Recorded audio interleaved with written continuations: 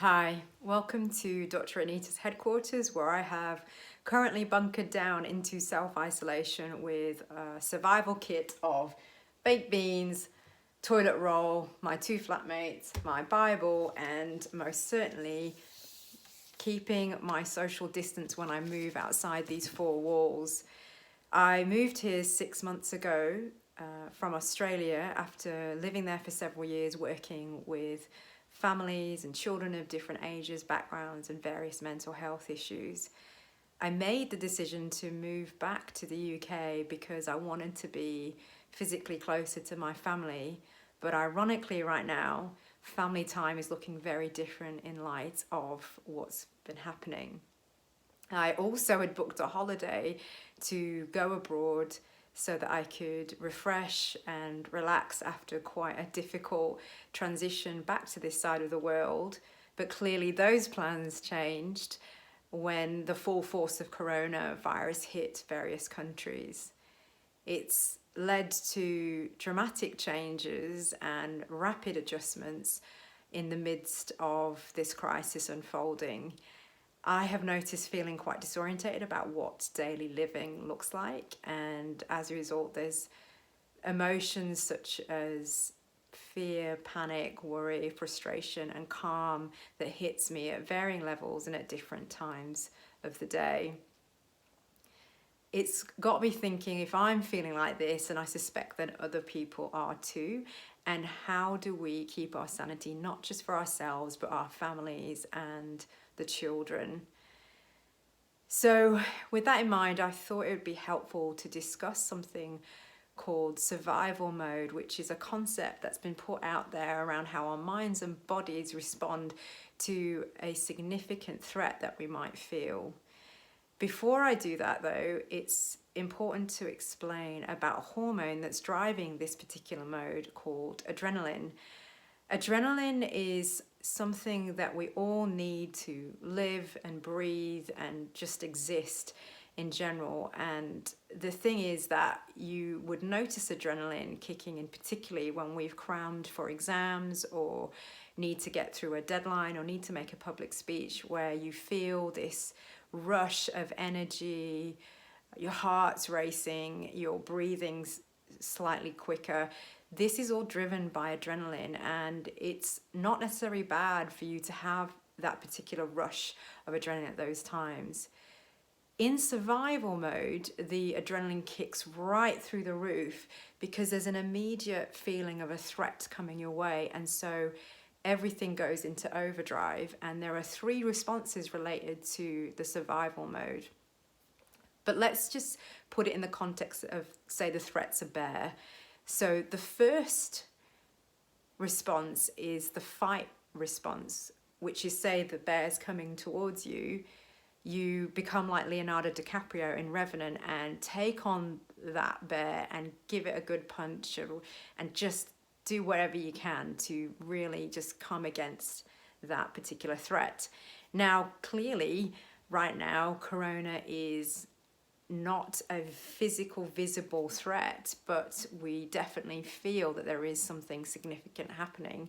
So how does the fight response happen in our day in and day out? Well, you've probably already seen it happening when you witness the panic buying that's happening and hoarding, which is related to that self-protection of you and your own. So suddenly they've run out of toilet paper, baked beans, and even self-raising flour, which who knew that everybody suddenly become a baker in the midst of all of this? But the panic buying is exactly that, a responsive fight for your own family and for yourself. Now, there's other responses as well in fight, which is actually that area of planning and preparing and being ready to attack this thing. Now, we can't really attack something that's invisible. We can't really punch the air, but one way we are actually already doing that is following guidelines like washing your hands and self-isolating and social distancing. This is all part of some of the ways that we're fighting this particular threat. But the other thing that we would tend to do in this response is prepare and plan and get things in place, which isn't a bad thing, but it can become a feeling of being bombarded or overthinking if we're planning too much. So we need to watch that this area of fight doesn't dominate and actually cause us to feel overwhelmed. The second response is to flight. Now, flight is when the bear's coming towards you, but you literally run and escape out of there so that this bear doesn't attack you. Well, right now, the threat, we can't really get any flights out of here because, hello, there are no planes going anywhere. And secondly, where do you run to when you're in your four walls? You'll pretty much not get very far, obviously. And besides which, the threat is actually everywhere. So you've got not much places to run to. So how does escape happen in this particular time? Well, it's the areas of things like watching the TV or getting online and or gaming or whatever else, or even for the adults, a bit of, So the thing is, all of those things aren't a problem unless you, again, allow them to dominate and really just take control in that, overtake you. So we have to watch the way we're responding in the flight mode or escape mode of all those things. But it's really tricky, I get it, because we are actually indoors and we're needing to do, these are the options that we've got as well. The third one is freeze. And freeze is where the bear's coming towards you, but you stay totally still and hope that the threat will go away. Well, in this particular climate, it's not going to go away anytime soon, and staying still looks like things like hiding under the bed and just not getting out because you just don't want to face what's going on out there. And the other thing is that you also just do nothing. You shut down everything that you're feeling and you do nothing. And it reminds me of literally the Frozen song of Let It Go, and you just kind of go, oh, just let it all go to pot, and do nothing. But you see, as the song goes, let it go, and the storm never bothers me anyway. Some people are just walking around like there's nothing going on. And to an extent, that's not a bad thing, but we kind of do need to be aware there is actually a bit of a storm. We can't just kind of pretend like there's nothing going on. There really is.